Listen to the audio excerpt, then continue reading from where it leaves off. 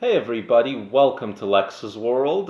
Today I wanted to talk about THC to CBD ratios that I like and that I think make sense and that I think that breeders and growers should aim to produce while consumers should try to demand them. And hopefully we're going to see the industry travel more in the directions of these particular ratios because I think that they'd be good for everybody.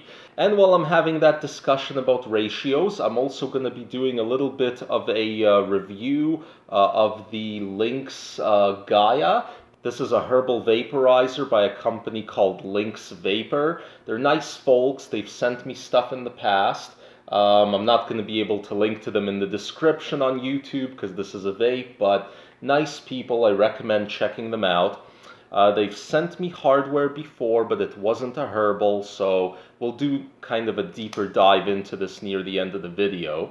But let's turn it on and let it warm up, and while we do so, we're going to talk a little bit about a preamble of stuff that you got to understand. The first thing you got to understand about THC-CBD ratios is for the past 20 odd years, sort of between 1993 and maybe 2013, people pretty much just focused on achieving the highest THC ratio possible. And there wasn't a whole lot of talk about CBD ratios. Then over the years that has changed. We definitely broke through the high THC ceiling, as my old video about 30% plus THC strains demonstrates. We're really in really weird territory when it comes to high THC.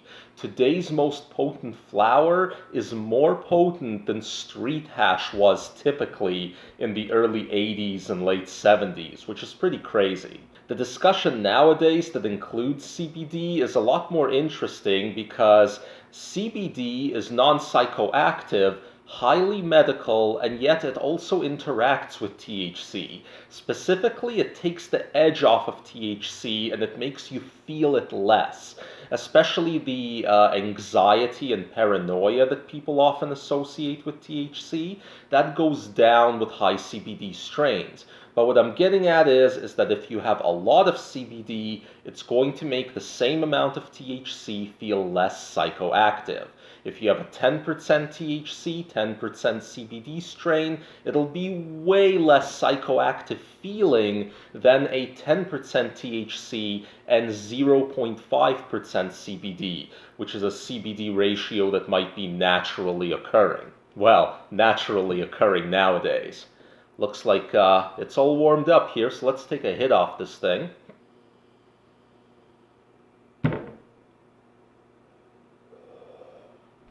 Decent, not a ton of counter pressure, so that's always what I worry about with the Lynx vapes is the amount of counter pressure, because they kind of limit how much air you can pull through here.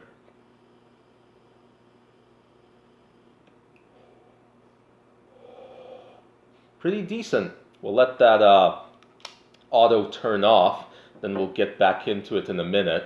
So with everything I just said, here are the three ratios that I consider to be the most promising from a consumer and industry perspective. This one is what I'll nickname the mild. It's a 4 to 6% THC, 1 to 2% CBD with really well defined terpene profiles.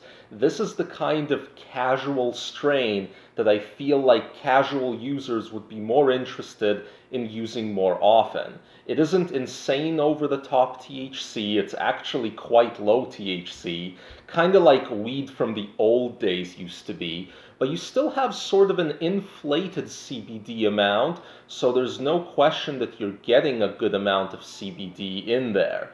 What you'll end up with is a really minor but definitely noticeable relaxed high that is also going to be a fairly productive and healthy high. I hate to use the term it's the cigarettes of weed, but this would kind of be the cigarettes of weed because you could smoke, more than one of these in a day and you still wouldn't feel terribly baked and kind of couch locked out of your ass. The next ratio is what I'll refer to as the super medical ratio.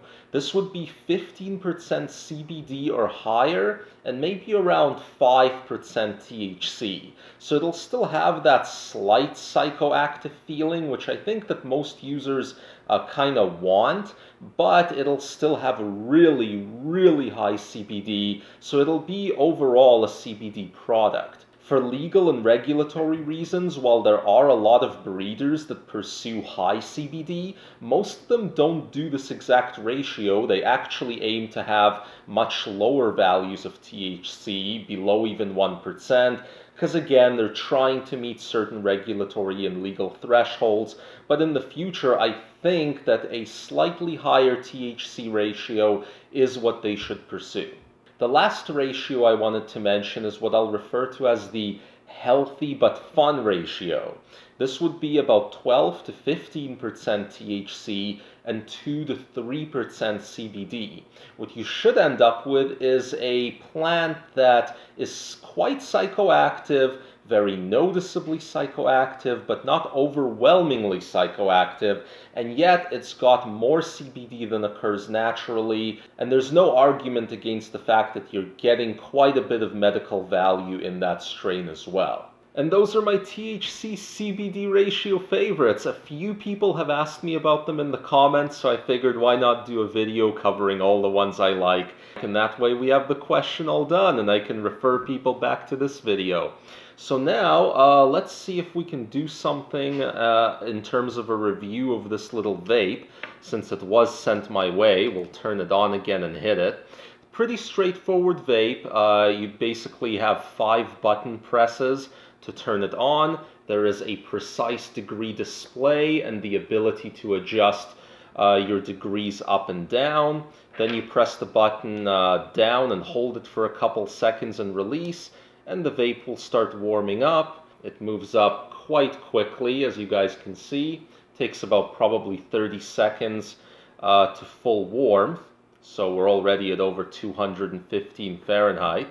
And Lynx Vapor is all about kind of the nice finish and the nice materials.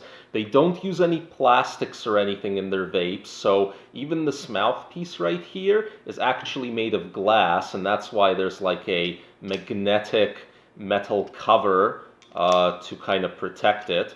The entire vape has a really pretty shiny finish. It looks very good. It's supposed to kind of look luxury, and it has a good weight to it. The battery is a reasonable size. I've actually been using this thing all week to test it for you guys. It's a real labor of love I do for you to test all these vapes. But yeah, I felt that basically the battery lasts a reasonable amount of time. The new battery seems to go about 10 charges, which is very decent. There, it's all full now.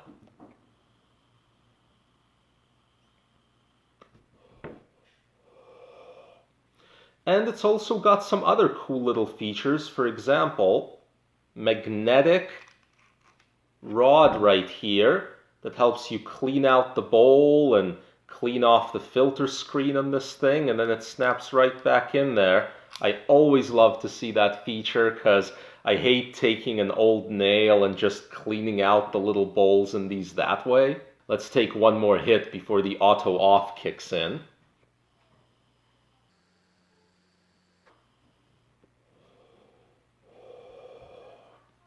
And there's other cool things about this. I'll just turn it off here so I can show you. This thing comes off, and there's a really heavy-duty chamber with a metal screen and a lot of good parts. And then inside here is actually a quartz chamber, which is considered a higher-end feature. And it's a quartz chamber of a fairly decent size. And then, as you actually open up the box of this thing, and you look at the accessories it comes with, what you realize is that while reading the manual, this vape can hook up to bongs and all sorts of other accessories. It obviously comes with some spare screens, and it comes with a cleaning brush, the charge cord, and there's even a little attachment that you can attach easily that helps you fill up the bowl.